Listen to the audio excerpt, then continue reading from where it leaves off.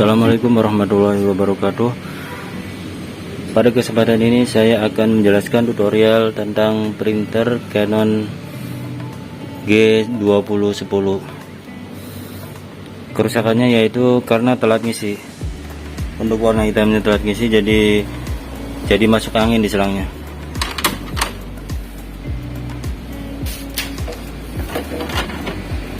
Nah, seperti ini selangnya pada kosong. Pertama awalnya mungkin hitamnya aja.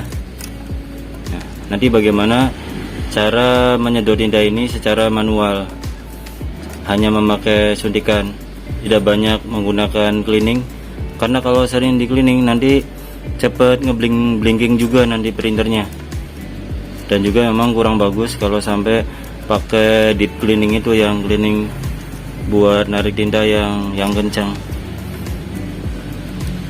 Langsung saja kita coba. Kita nyalakan printernya. Nah, kalau sudah standby berhenti, garisnya harus di posisi diketengahkan. Ini kalau tipe ini tidak langsung ke tengah, tekan tombol stop sekitar sampai headnya gerak ke kiri. Kita ditahan 3 detik. Nah, setelah berhenti sebelah kiri, ditekan lagi, ditahan 3 detik.